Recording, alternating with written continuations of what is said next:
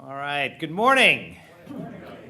Welcome back to the second day of the 16th Annual Judicial Symposium on Civil Justice Issues, brought to you by the Law and Economics Center here at Antonin Scalia Law School at George Mason University. We are delighted to see you all back, and we're going to have another wonderful set of sessions starting off early this morning. We have 3 sessions today and to close out the program, and our first session will be on public nuisance. And we have the honor of Chief Justice Maureen O'Connor leading our session as the moderator.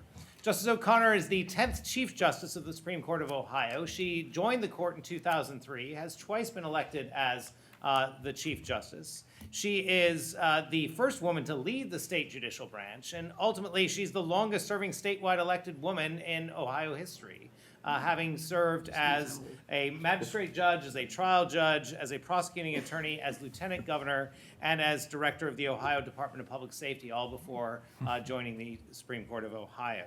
She's the past president of the National Conference of Chief Justices and the former chair of the National Center of State Courts Board of Directors. So we are honored to have Justice O'Connor here with us today, as well as her fellow panelists, and I will turn the stage over to Justice O'Connor to walk us through our next subject.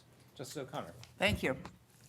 Is this on? People can hear me? Great. Okay. Good morning, ladies and gentlemen. Our topic this morning is developments in public nuisance and locality litigation. We have a very experienced and distinguished panel for the presentation today. I hope you have questions already percolating for the audience question period. I'm going to start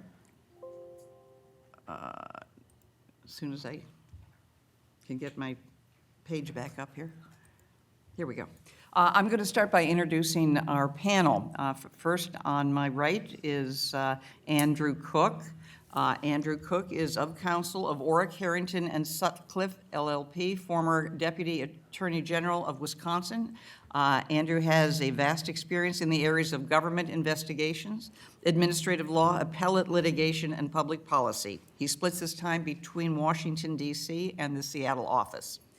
Next to Andy is the Honorable Luther J. Strange III. He is the founder and principal of the law firm of Luther Strange and Associates, LLC, from January of 2011 until his appointment to the Senate in February of 2017. Mr. Strange served as the Attorney General of Alabama. Mr. Strange represented Alabama in the United States Senate from the February of 17 to January of 2018. Next, we have Paul Novak. Paul has a distinguished career of prosecuting complex civil cases against corporate wrongdoers and came to Weitz and Luxenberg to manage the firm's Detroit office and continues his practice of fighting irresponsible corporate behavior. He is a national leader in litigation against the pharmaceutical industry. And last but not least, Brian Bowcut, partner of Cohen, Milstein, Sellers, and Toll. Brian is a partner and a member of the firm's public client practice group. He represents state attorneys general and other public sector clients as outside counsel in investigations and lawsuits involving fraudulent and deceptive trade practices. So I will turn the program over to Andrew Cook. Thank you, Chief Justice. Really appreciate the opportunity to speak here today. Before we were started the panel here, we were talking across the table. We have pretty much a Big Ten football table. We have Ohio State, Wisconsin, Michigan State, Maryland. No vouching for Maryland. Oh, okay. All right. Give me the Pac-12 University of Utah. Let's go with that. All right, very good. Well, then we have the real football team and Conference Alabama. So Roll Tide. So with that, again, thank you for having me today. So our topic is public nuisance and locality litigation. I'm going to throw in state AGs as well. That's my expertise. Do follow the local municipality cases as well, but these cases also fall within the state AGs. So my focus is primarily going to be on the climate change litigation, public nuisance cases that are taking place have been following the opioids and PFAS cases as well. We can discuss where I think other cases might be going in the future. But back to climate change, in recent years, about 24 state attorneys general, local municipalities around the country have sued various oil and gas companies for money damages relating to climate change under public nuisance. Specifically, the plaintiffs, often represented by outside plaintiffs' firms, allege that oil and gas companies are liable for the effects of global climate change on their local communities because these companies allegedly engage in a disinformation campaign to downplay the consequences of producing greenhouse gas emissions. Most of the cases have been brought in state court, and the parties are currently embroiled in litigation deciding where the cases belong, whether they belong in federal or state court. So that's mainly where the litigation has gone so far. However, there's been 2 cases to date that have reached the merits. One is the Second Circuit, which I'll talk about in length. The other one was a California District Court. It went to the Ninth Circuit and it was overturned on different grounds. But largely, those 2 cases held 3 things, and I'm going to talk about this in length. First, the courts have found that despite their state law labels, the public nuisance claims sound in federal common law rather than state law. Second, the Clean Air Act displaces the federal common law nuisance claims. And third, the state-based public nuisance lawsuits involving alleged harm caused by emission of greenhouse gases produced in other parts of the world are inappropriate for the courts to decide. So as I mentioned, the first case, or the main case really to address this is the Second Circuit Court of Appeals just last year. The issue before the court was whether municipalities may utilize state tort law to hold multinational oil companies liable for damages caused by global greenhouse gas emissions. The court held, first, given that the nature of the harm and the existence of a complex web of federal and international environmental law regulating such emissions, we hold that the answer is no. The court further held that global warming presents a uniquely international problem of national concern, is therefore not well suited to the application of state law. Consistent with that fact, greenhouse gas emissions are the subject of numerous federal statutory regimes and international treaties. These laws provide interlocking frameworks for regulating greenhouse gas emissions, as well as enforcement mechanisms to ensure that those regulations are followed. So that's the main holding in that decision. They really went through 3 main areas of conversation, so I'll cover those 3. First, the Second Circuit had to decide whether the City of New York's public nuisance claims, despite its state law labels, sounded in federal common law rather than state law.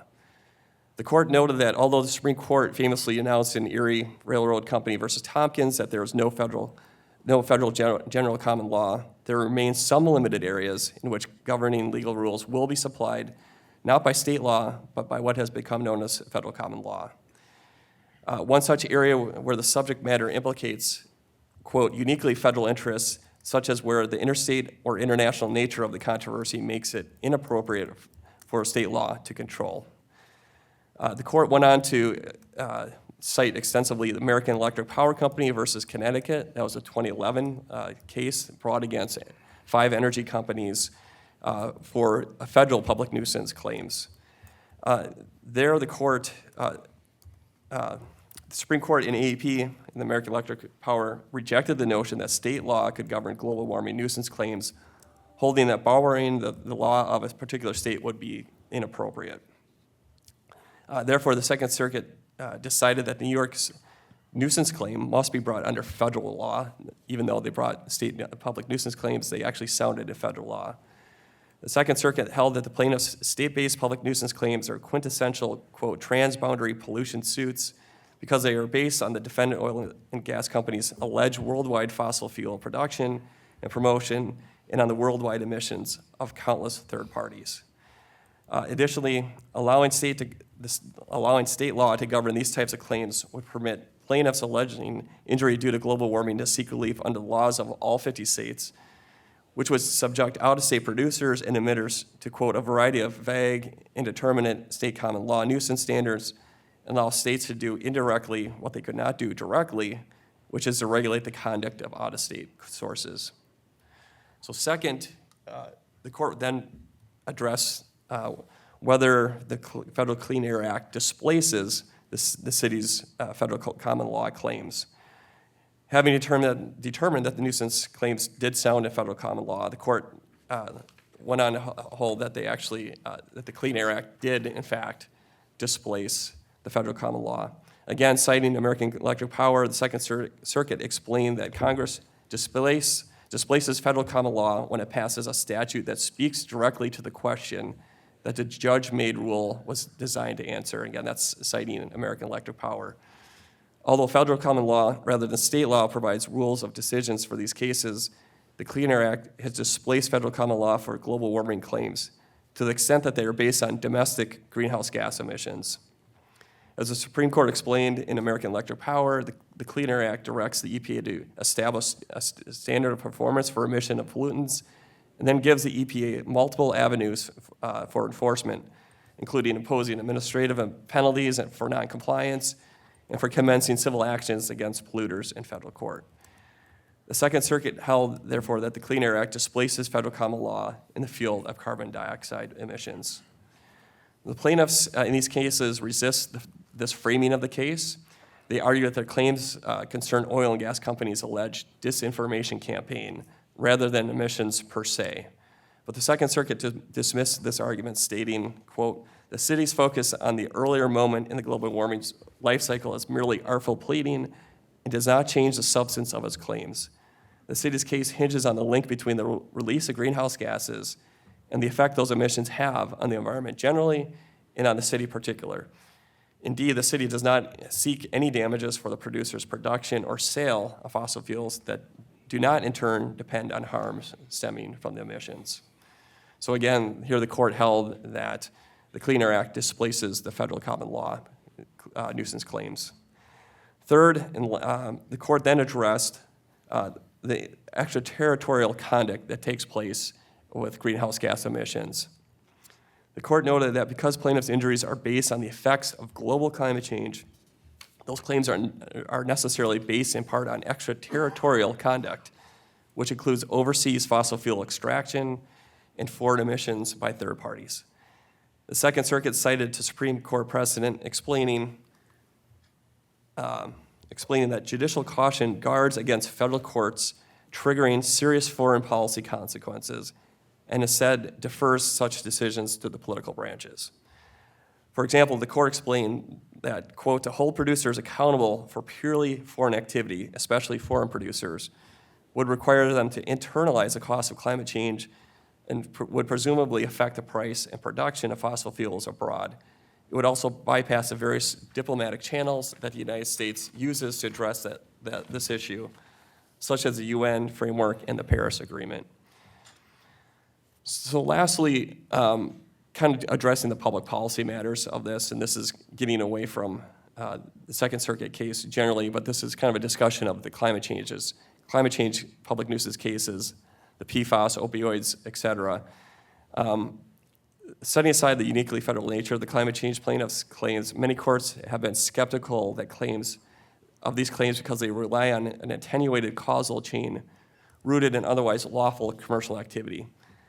The companies in all these cases, particularly the climate change cases, have complied with all laws and regulations.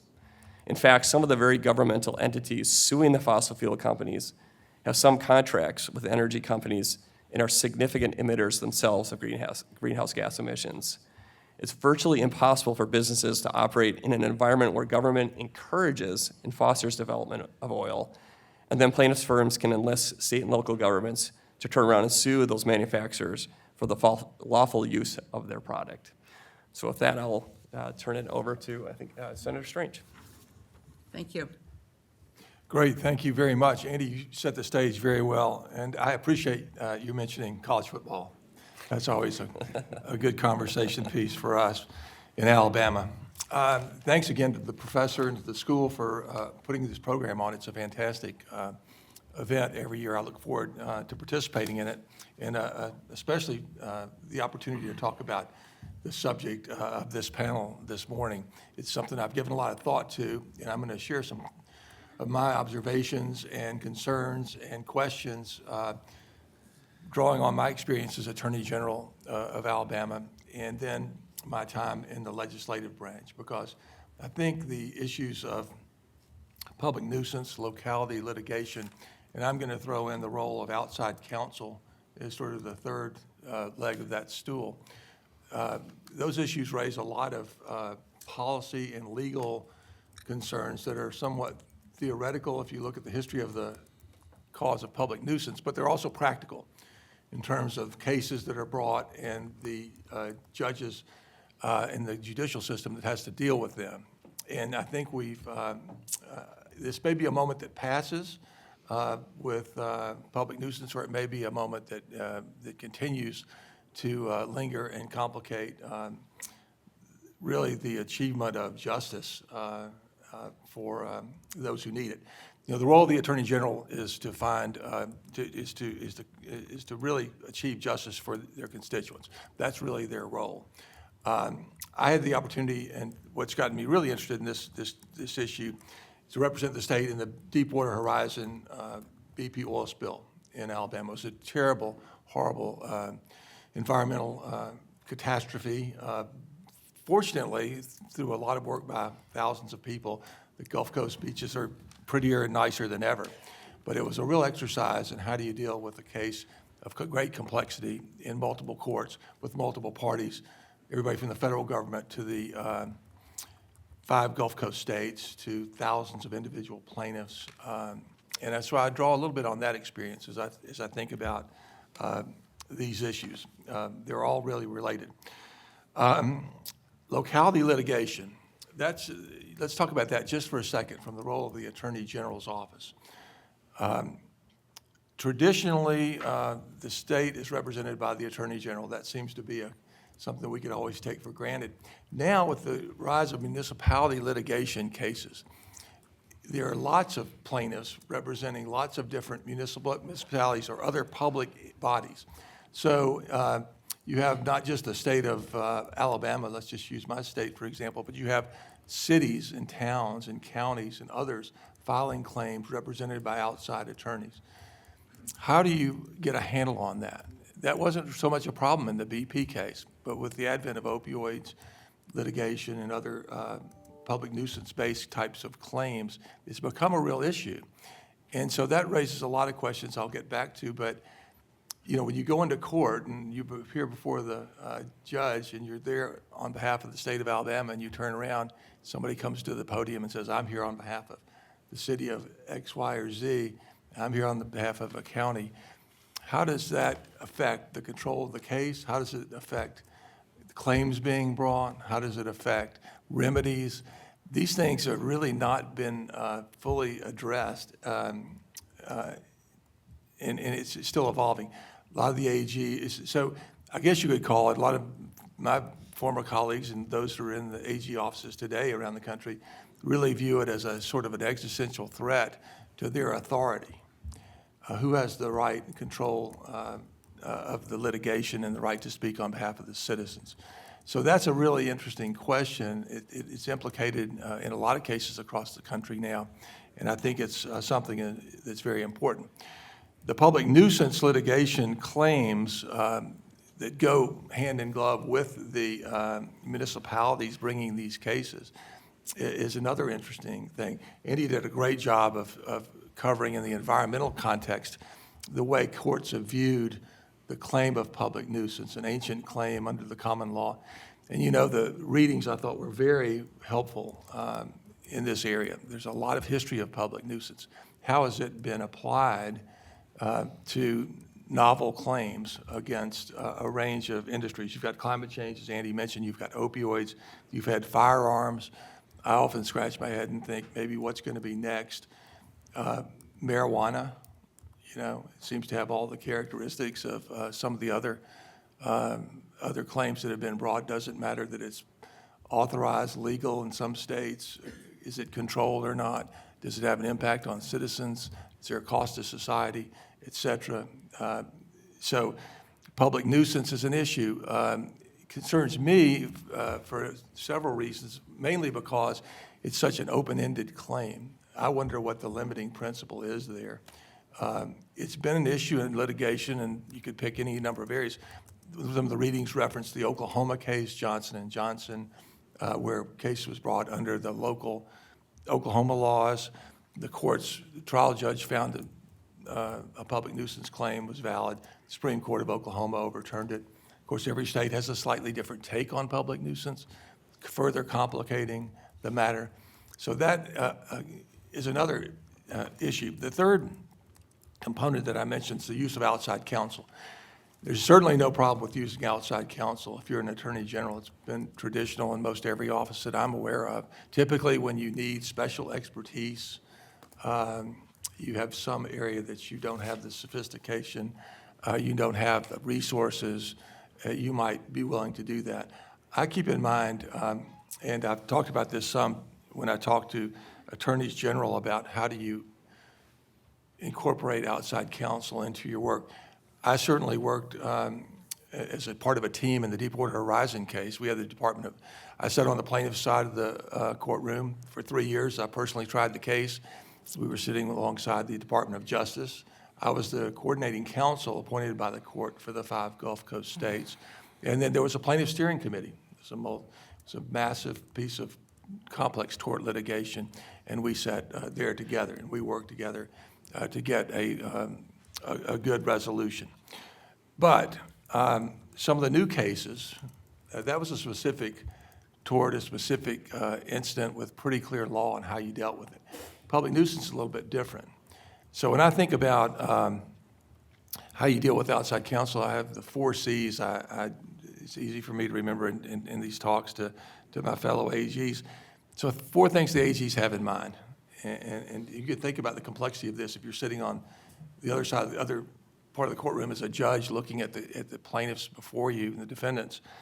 Who's got control of the case? AG typically has control of the case. Someone else is representing the state. Then they're there on behalf of the citizens.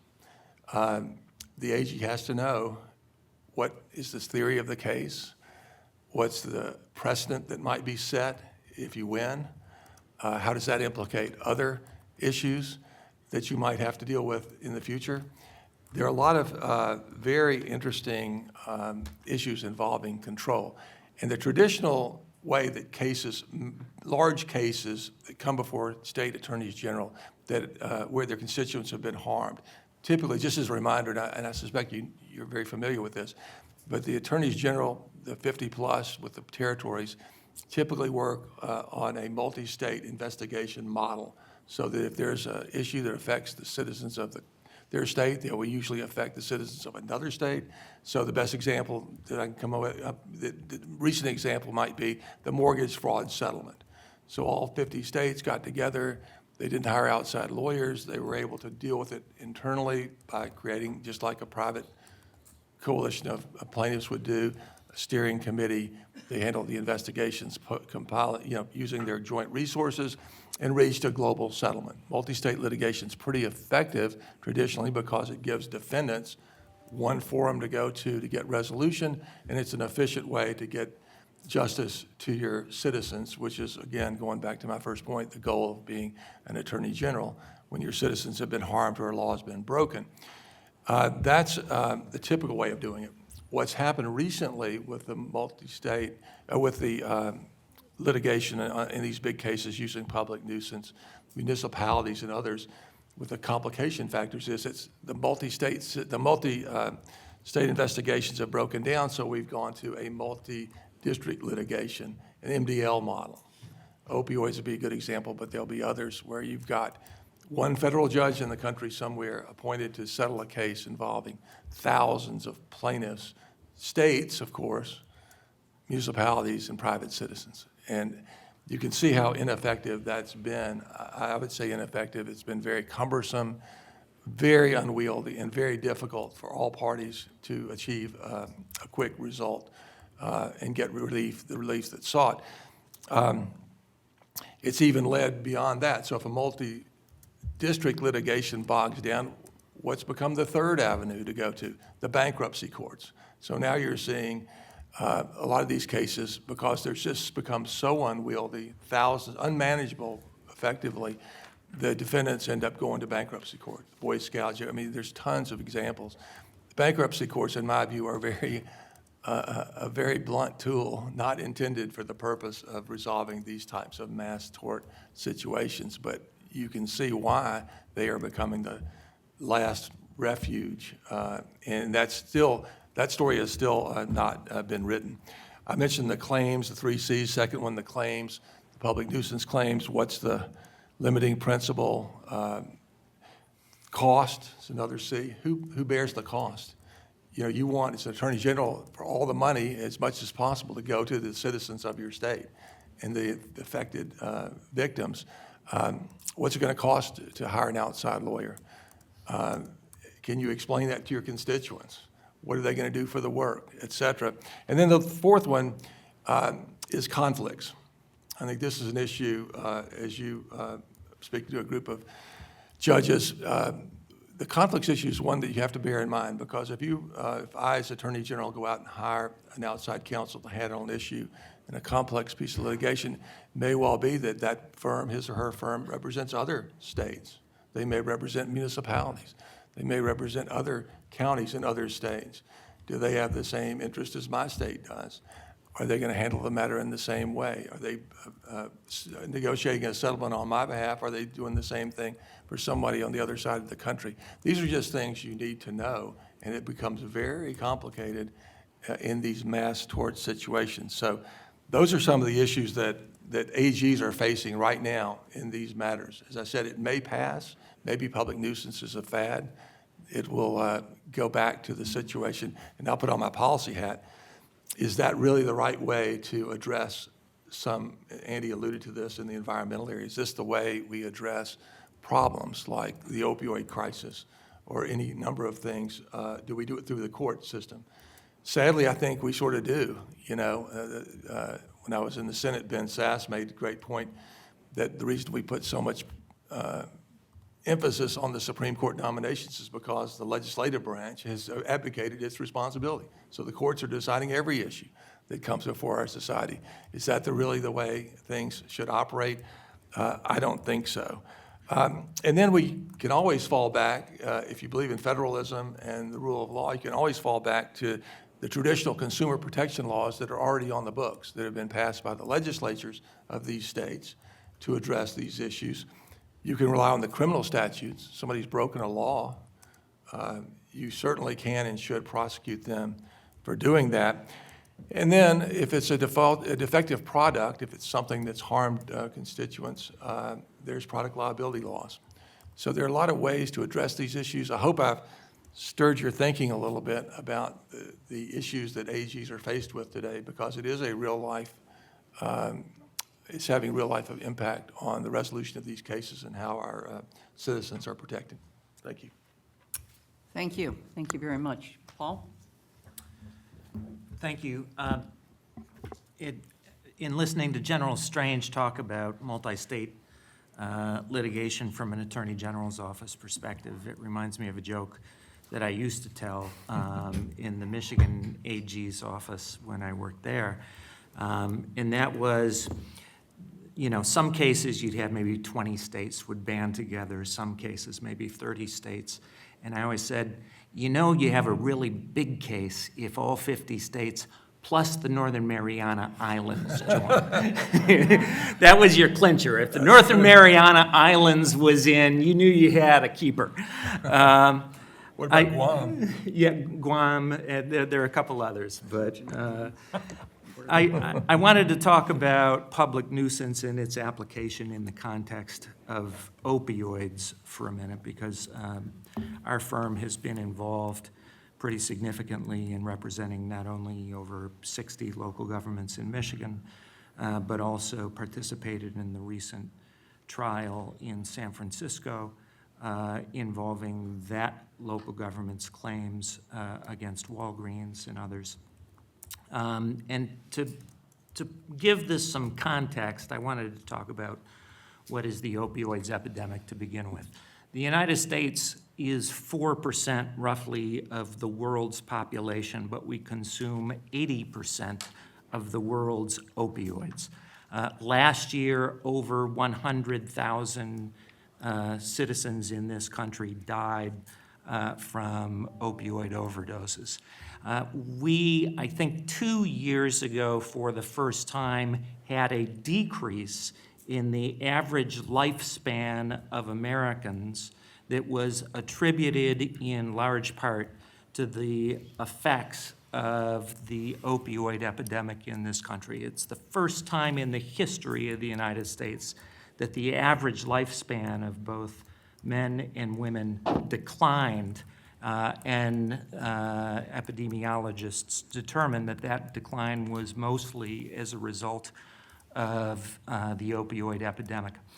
Roughly 30 years ago, those people in the United States who were addicted to heroin, maybe only approximately 20% of them had discovered heroin or graduated, I'll say, to heroin after having first become addicted to opioids in the context of receiving prescription opioids. Today, that statistic is about 80% of the individuals in this country who are addicted to heroin or other illegal forms of opioid started their addictive behavior by first being prescribed or taking prescription opioids. Over the last 30 years, essentially, we as a society have encountered tremendous costs and societal ills as a result of the behavior of a broad swath of corporate America in the pharmaceuticals industry. And that is manifest, if you look at the liability decision that Judge Breyer in federal court in San Francisco just issued with respect to Walgreens, and his litany of the dead bodies on sidewalks in that city, the unusable nature of parks, the librarians who have to receive training on the administration of naloxone so that when people have overdoses and are going into arrest in a library in that city, the librarians are aware of how to administer naloxone to treat that. But this is not an issue that is only in cities like San Francisco, and it is not only an urban issue. In my state of Michigan, in the Upper Peninsula, which is predominantly rural, there is just a chilling documentary that issued recently about how one hospital in Marquette, Michigan, had to serve as the specialist for the entire Upper Peninsula in addressing infants, babies who are born addicted to opioids, and the overwhelming need to have some hospital in the Upper Peninsula that was able to provide service to infants who were born with neonatal abstinence syndrome as a result of their parents having, or their mothers having used opioids during the period that they were developing in utero. In addition to that, Bay County, which is in mid-Michigan, is actually the highest county in the state in terms of the opioids that are used in that county. And it's as a result of being squarely on I-75, the so-called blue corridor of diversion, and you can draw a line to the manufacturer's shipments of opioids to the state of Florida and the subsequent diversion of that product just going the entire route up I-75. Those are the conditions across this country that impact local governments in terms of the amount of money they have to spend on coroners for the performance of autopsies, the amount they have to spend for those incarcerated in the county jails who were experiencing opioid withdrawals and the health care that is necessary to address those things. I could go on and on about the array of costs that local governments who are on the front lines of fighting this epidemic have to face. And I think that is in large measure why over 4,000 of them at this point have brought public nuisance and other claims in the opioid litigation that is centralized in the Northern District of Ohio. How did we get to the place that we are at today?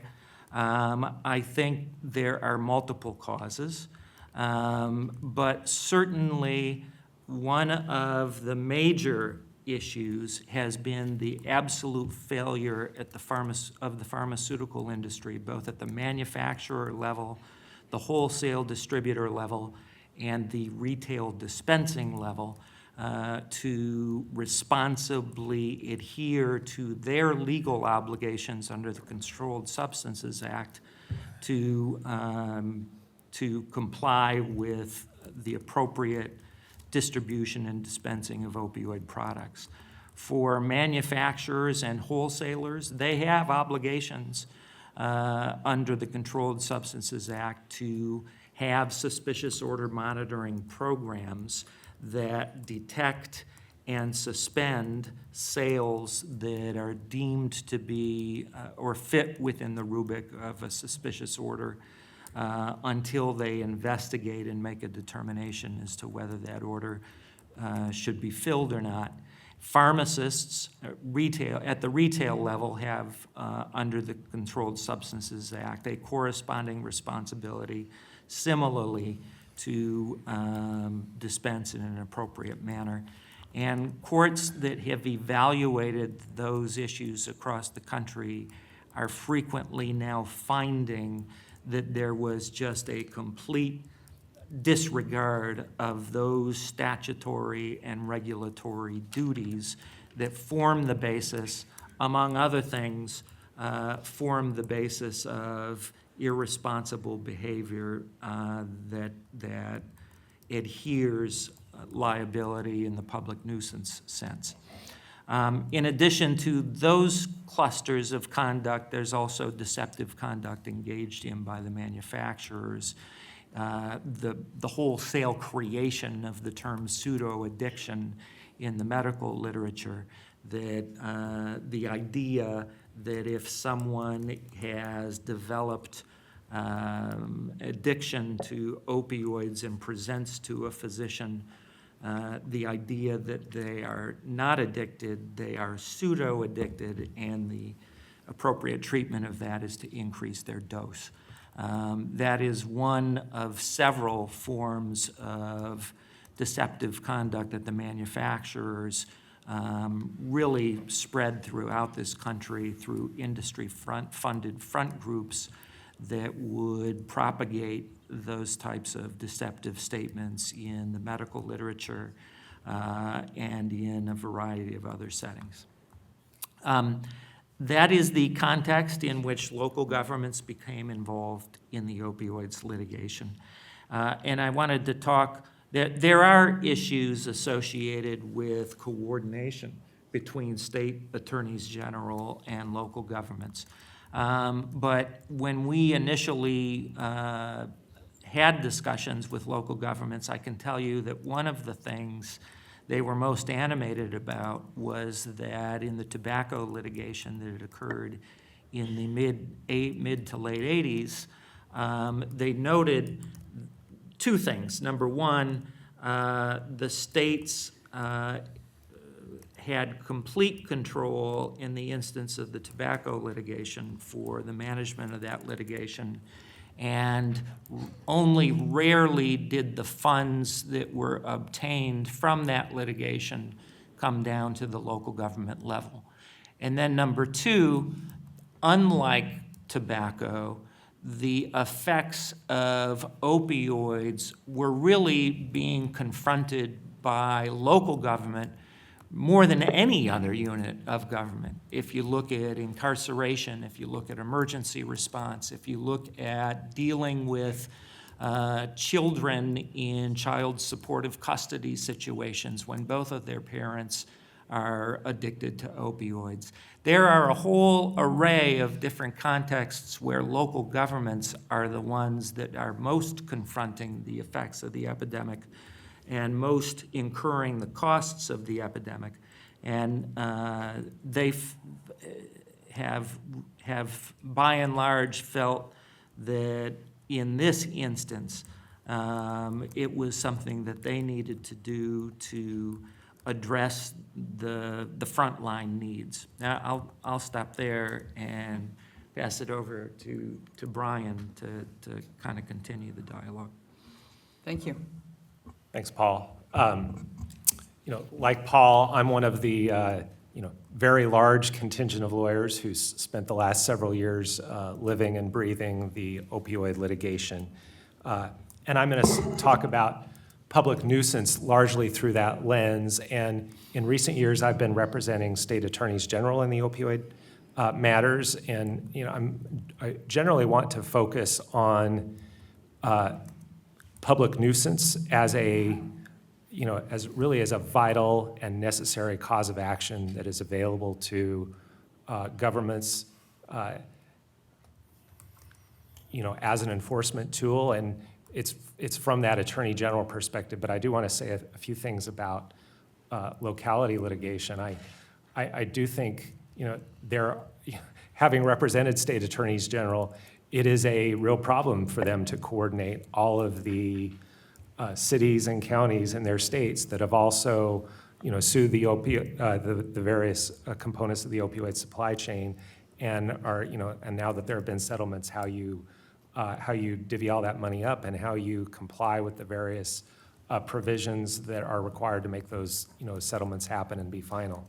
On the other hand, as Paul notes, opioids is really one of its distinguishing features is that this is a public nuisance that's taken place on multiple levels. Certainly, states have expended enormous amounts of resources to try and combat the opioid epidemic, but absolutely so have cities. And the other thing I wanted to point out is cities were really trailblazers in the opioid litigation. Paul tossed out, I was just filling the buzzwords, pseudo-addiction, front groups. One of my favorite, grim but favorite statistics to point to when highlighting the seriousness of the opioid epidemic is that between 1999 and about 2020, opioid overdoses quintupled.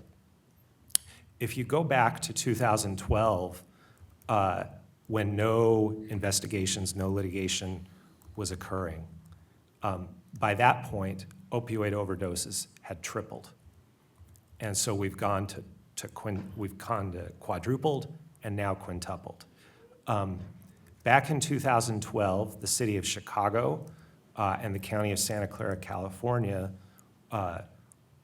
which were two clients of my firm, were the first municipalities that began investigating and then litigating about these, litigating against the opioid manufacturers. And they were really trailblazers.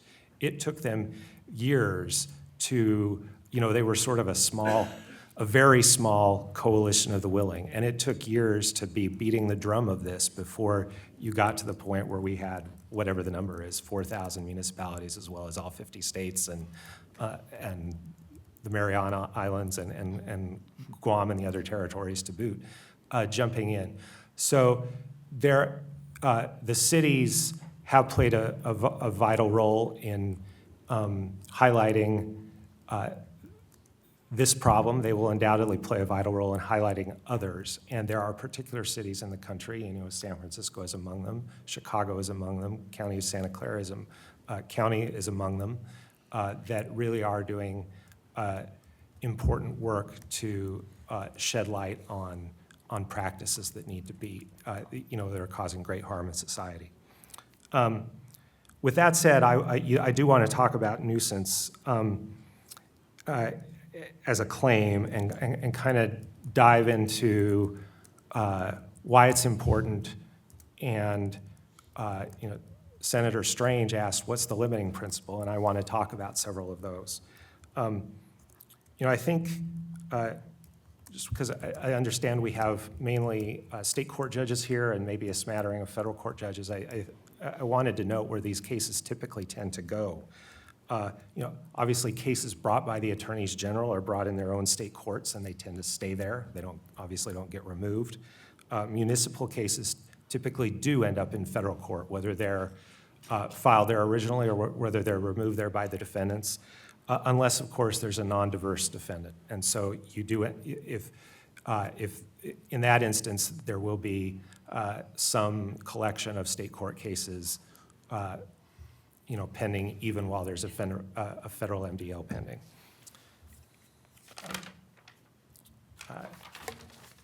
In terms of why nuisance, why public nuisance, and here I'm approaching this as outside counsel for attorneys general, you will get no argument from me that optimally we would address the types of problems we're talking about, whether it's opioids or vaping or PFAS or climate change, through a comprehensive regulatory scheme. But of course, Congress and state legislatures can be slow to act on even the most pressing and devastating problems for reasons that we're all kind of familiar with. The absence of comprehensive regulation, though, does not mean that the conduct is lawful. It must still comply with state public nuisance law, which can and often should fill the gap when the regulator fails to regulate. In fact, as we've seen in the opioid litigation, early lawsuits, and I include among those the Chicago and Santa Clara County lawsuits that I referenced, drove new regulation by exposing the degree of marketing misconduct and the volumes of opioids flooding communities thanks to lax distribution. That litigation is what prompted entities like the FDA and CDC to take more proactive measures. I shouldn't call them proactive, they were reacting, but to take implement stronger measures to provide stronger guidance about when opioids should be prescribed and about how opioids should be distributed. Public nuisance is a vital cause of action because it offers the powerful remedy of abatement. It's a vehicle to recover not just costs already incurred on addressing a crisis like opioids, but also to secure the significant funds needed to abate the problem going forward. With some variation, state public nuisance statutes or their common law equivalents are broadly worded. They were broadly worded when they were enacted, and they remain so. For simplicity, I'm going to talk about the second restatement's definition of nuisance, which many have adopted. And so the second restatement says, a public nuisance is an unreasonable interference with a right common to the general public. And it also makes clear that the conduct can interfere with a public right if it interferes with the public health, the public safety, the public peace, the public comfort, or the public convenience. And that and similarly flexible wording ought to be a feature, not a bug. Reading the assigned readings for the panel, I felt a bit like I should be pulling out my 4-volume set of Blackstone's commentaries on the laws of England and thinking about how we should get nuisance back to the good old 18th century. But these statutes, by their text, are adaptable to the circumstances. And in that respect, they're very much like the state consumer protection statutes that Senator Strange mentioned. Just about every state has a statute that prohibits unfair and deceptive acts and practices in trade or commerce. State attorneys general have been using those types of statutes for decades to address new business models, to address new types of consumer deception and unfairness that arose well after those statutes were enacted and were not even a glimmer in a legislator's eye. The new ones are coming all the time. You just have to read the news about the new deceptions that are coming down the pike to know that regulators have to have that adaptability to enforce. And so, one of the critiques in the reading is that that public nuisance invades the province of the legislature, but it's just not clear to me how that is true when a legislature hands a state attorney general a broad statute, and what are they supposed to do with it? Just sit on it until the legislature gives them more direction about how to use that statute is available for the Attorney General to use. It's certainly true that controlling case law in certain states dictates a narrower and more static view of nuisance. But it's striking to me how often the cases that have come out over the last few years in opioids, for example, keep coming back to the basic question of, does the conduct fit that basic definition that I just recited from the restatement? And it's notable in the opioid litigation that courts in nearly half of the states found that the opioids misconduct could, if proven, constitute a public nuisance. So I want to next just briefly talk about guardrails. There are limiting principles in place on nuisance. Guardrail number one is that the right must be common to the general public. It can't just be an aggregation of the private individual rights of a large number of people. I think it's significant that we can come up with a pretty short list of major litigations in which public nuisance really gained traction as the cause of action. Tobacco, firearms, lead paint, opioids, vaping. It's not there yet with climate change. All that's tied up in removal and preemption.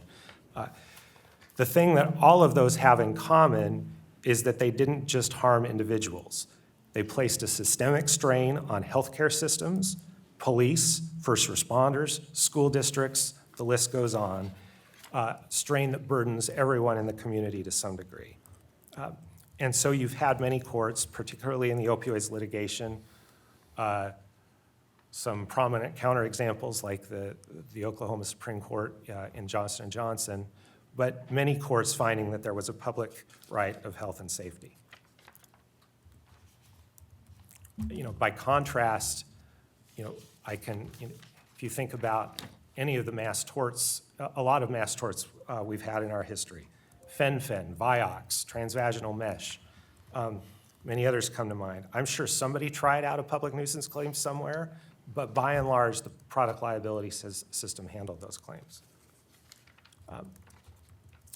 Guardrail number two is that the interference with the public right must be unreasonable. This is a factor that distinguishes public nuisance from some sort of strict liability or products framework. In any successful public nuisance claim I've ever looked at or been part of, there was a shocking level of malfeasance. Much of the commentary out there and some of the case law, frankly, just flubs this. For example, I was looking at something just yesterday from the American Tort Reform Association, which describes the opioid public nuisance lawsuits as, quote, not providing specific allegations of unlawful conduct, end quote. That flabbergasts me, and I know it flabbergasts Paul.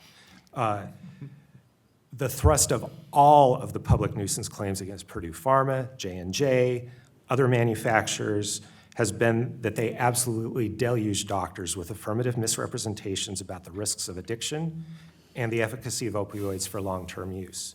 And the thrust of all of the claims against the major drug distributors and pharmacies was their systemic failure to implement controls against diversion and misuse that were mandated by federal and state law.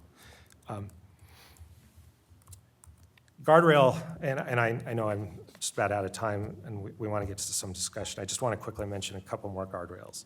Guardrail number 3 is that no matter what, the plaintiff has to show injury and tie it back to the defendant. This is perhaps the strongest limitation on public nuisance. It illustrates why some of the Moderator applications have been more successful than others. That ranges from not very much success at all on lead paint outside of California where it was successful to some a fair amount of success in opioids but mixed results to an open question at climate change, at least until we get these preemption issues resolved.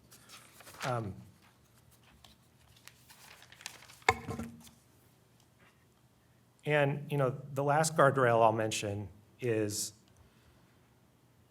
the legislature itself. Legislatures can always narrow or eliminate public nuisance. By and large, they've chosen not to do so, but instead have left these broad formulations in place. That itself is a policy choice that should be credited. So, I'm looking, I think it's public nuisance is an important feature of government litigation going forward. I just to come back to where we started, and I want to have I would be interested to carry on the discussion. I think there is a tension there between recognizing that cities have borne the brunt of the opioid crisis, will bear the brunt of other public nuisances, but finding some ways to achieve efficiency where you don't have all of these voices within a state, clamoring within courts to argue for these solutions, when historically it is a state attorney general who has done that. So with that, I'll turn it back over to our moderator or other panelists to continue the discussion. Thank you. Thank you very much, gentlemen. I think that you've been very thorough in your presentation, and when you said, Paul, a certain tension, I think that there's maybe a little tension in some of the perspectives on this panel, and if you could discuss that or amongst yourselves. Not at all, we're all drinking buddies. Well, I want to agree with Paul on one thing. I think we're somewhat in this mess with municipality litigation because of the tobacco experience. When you're the Attorney General, you have to deal with the state legislature, and as, of course, we all in this room probably do, but that becomes difficult. Sometimes you're faced with your mandate of getting the relief to the victims, and the legislature's goal is to get any money it can get its hands on and spend it as it sees fit. And so that tension, if you want to talk about tension, is real. It's difficult. It's one that, as an Attorney General, I always tried to serve as a buffer to that. But I think in the tobacco experience, it was way before my time, a lot of that money went into coffers, went somewhere, supposed to go to tobacco abatement and other things, and it didn't. So, you can understand the locality's motivation there. I still think it's led us down into a very bad box canyon that's going to be very hard to get out of. But I can understand that. Paul's right about that.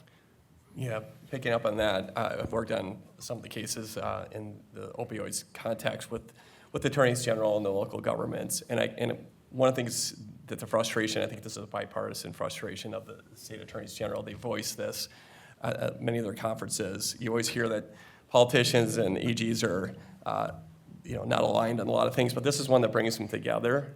There's a lot of bipartisan concern over how these cases are brought by the local municipalities, the loss of control of these cases, and quite frankly, getting a settlement is very difficult because of this, because of the tension between the local municipalities and the state AGs. So I think that's a real problem going forward, and I think that's a public policy issue, I think, potentially for the state legislatures. Yeah. The other thing I want to mention on the opioid side, clearly there's a problem. There has been a problem. It's a public policy problem. When you get down to the pharmacies level right now, pretty much the cases started with the manufacturers, went to the distributors. Now we're at the pharmacies level. And to say that the pharmacies themselves, the large pharmacies, were violating laws or that they were issuing or prescribing, filling prescriptions willy-nilly is just simply not true.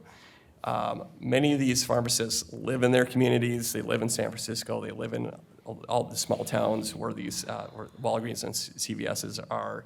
They don't want to flood their neighborhoods with opioids. That's number one. Number two, many of these pharmacists are hamstrung. They have to fill prescriptions that are prescribed by a doctor that's licensed by the state. So for that to be a public nuisance is very questionable at the very least. I want to respond to that last point with respect to pharmaceutical dispensing. If you look at the decision that Judge Breyer issued with respect to Walgreens' responsibility in San Francisco, he found, based on the evidence presented at the trial, that over 1.2 million prescriptions that were filled by Walgreens violated the obligations, statutory obligations and regulatory obligations under the Controlled Substances Act that Walgreens has as it relates to their corresponding responsibilities under federal law to responsibly dispense. Specifically, Judge Breyer found that a pharmacy, in a circumstance where a pharmacy dispenses a controlled substance where a red flag was or should have been recognized in advance of dispensing a controlled substance, and the pharmacist nonetheless dispensed the controlled substance prior to resolving that red flag, that is a violation of the pharmacist's corresponding responsibility under the Controlled Substances Act.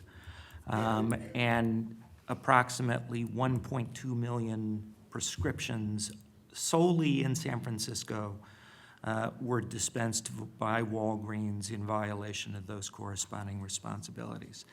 If you talk to the mainline pharmacist in the stresses that they are under for purposes of filling prescriptions, it is nearly impossible for them to fulfill their corresponding responsibilities. And there is a vast amount of assistance that could be provided at the national chain level in particular, as it relates to the same computer systems that are used to provide information back to the manufacturers about who the most profitable physicians that prescribe the drugs are. If solely that information and database were also used to identify the most overprescribing physicians, those are easy examples of what should have been implemented for purposes of living up to the corporate responsibilities that pharmacies have had over the last 20 years that they've utterly failed to comply with. So I take issue with the idea that at the retail level, pharmacists have by and large done nothing wrong as it relates to the opioid epidemic. Just to add on to that, and I can't characterize San Francisco's lawsuit, but just having done some work on the pharmacies more generally, the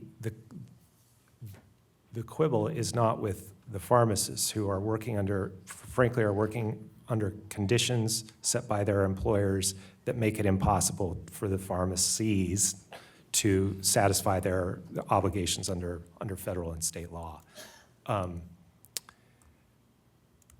And so really this is about work conditions, compensation, time pressures, all of those things that made it impossible for pharmacists to be catching anywhere near all of the red flags that they should have. We're kind of on a dual track here. I did want to just get back to the public policy problem of locality litigation. And, it's not a complete solution, but I think one of the problems states and cities ran into is that this was a train wreck coming for many years. The opioid litigation was pending for several years. Then lo and behold, we had big settlements that required the participation of certain levels of municipalities within every state. And all of a sudden you had these crash negotiations amongst states and their municipalities to get their ducks in a row to be able to participate in some of these large settlements.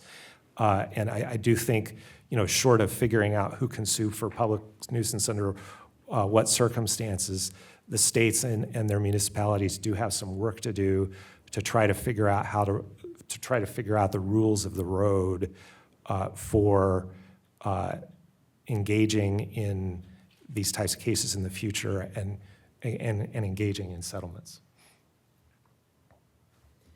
One question or observation, I should say, with the responsibility on the pharmacist and the prescribing doctor.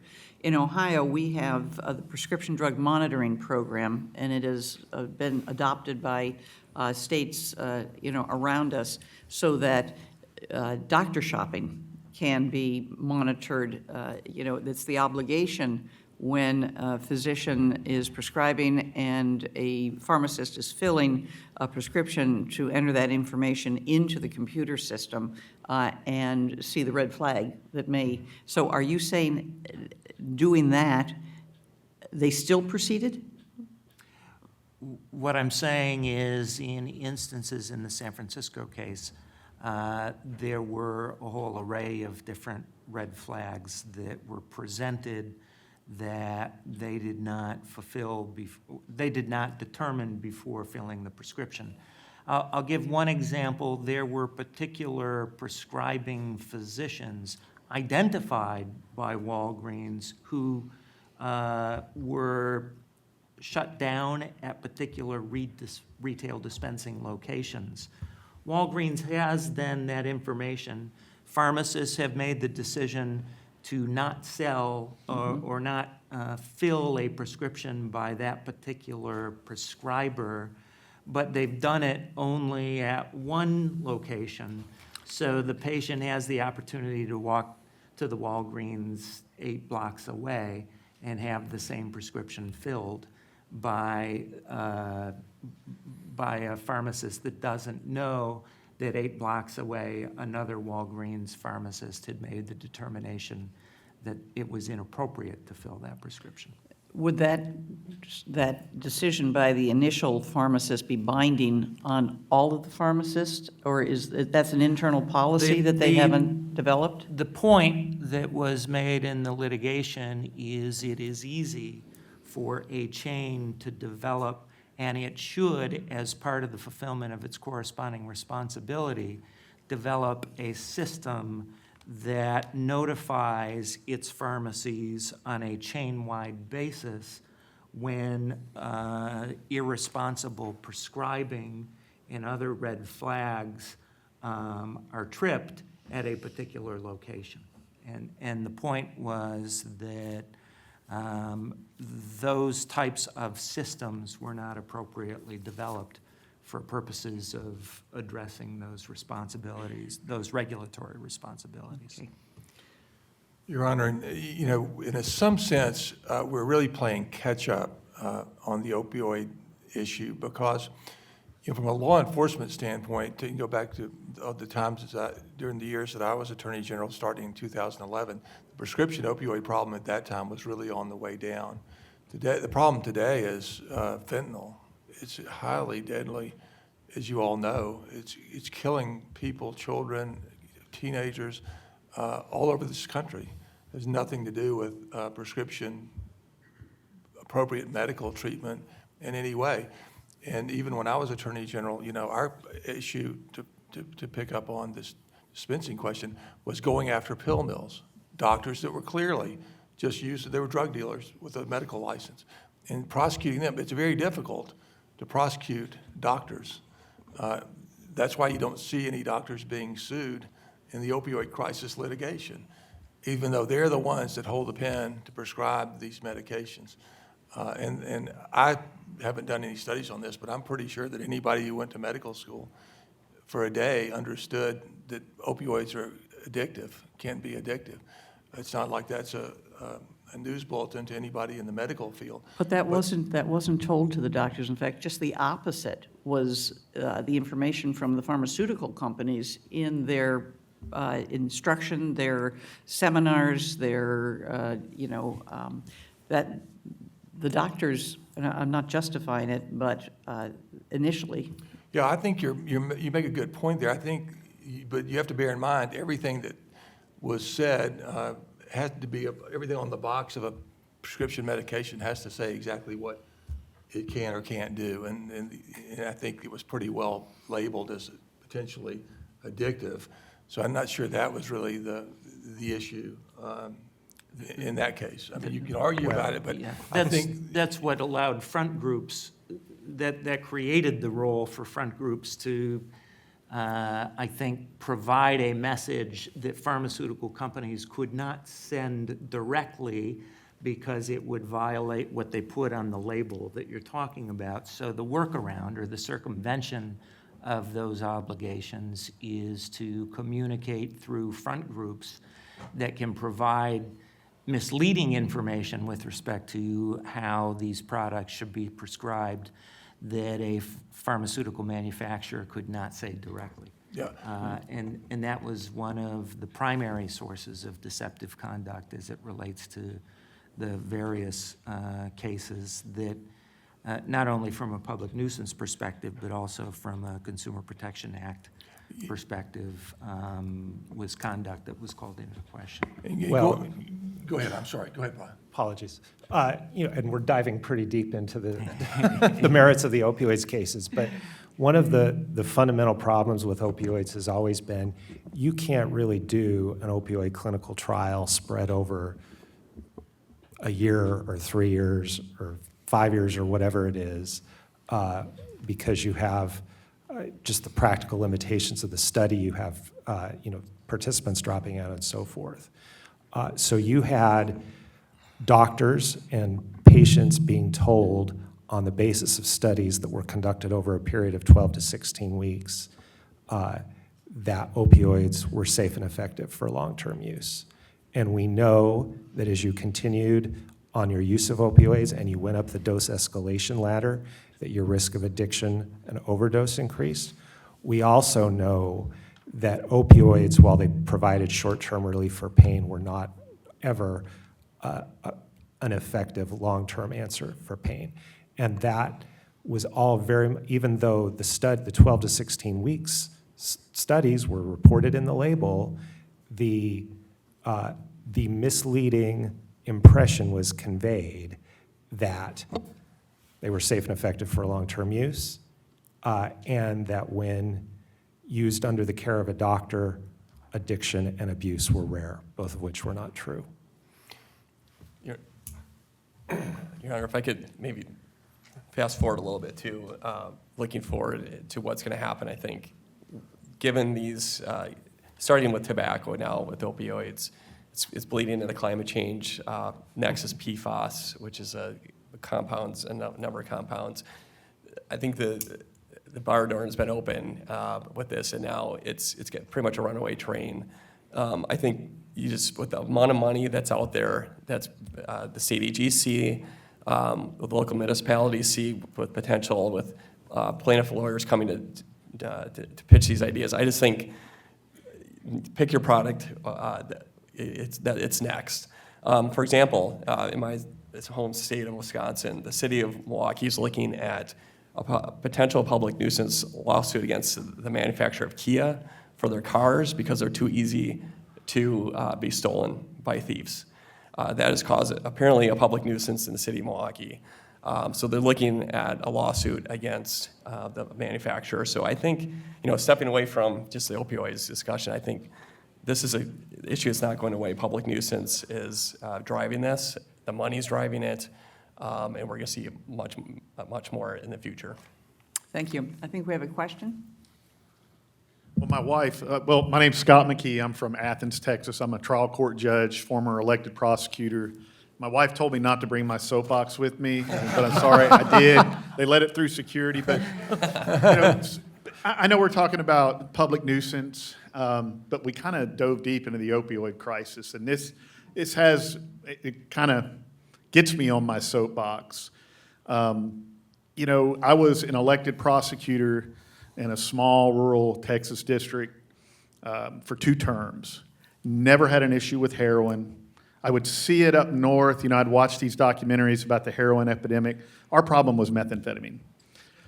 Then in 2000, I believe it was 14 or 15, the federal government, in all their infinite wisdom, and I'm glad, General Strange, that you mentioned that the people with prescription addiction was going down. Well, the federal government gets involved, and they make hydrocodone from a Schedule III to a Schedule II drug.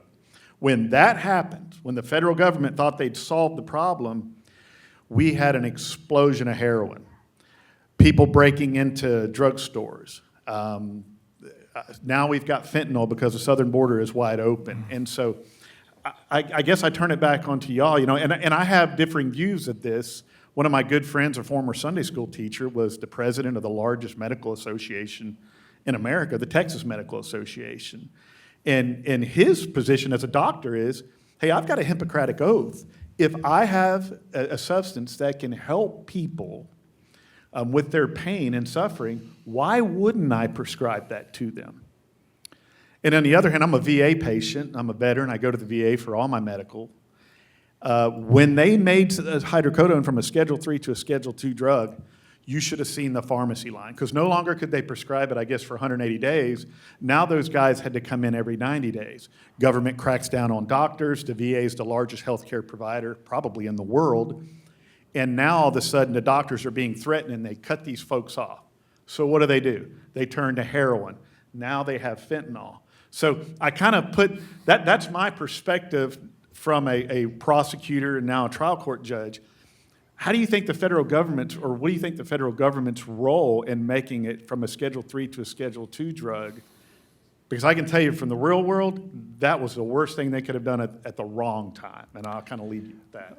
If I, I'm sure there are probably a number of viewpoints on this. I think that you've nailed the link that exists between prescription opioid abuse and abuse of heroin and fentanyl.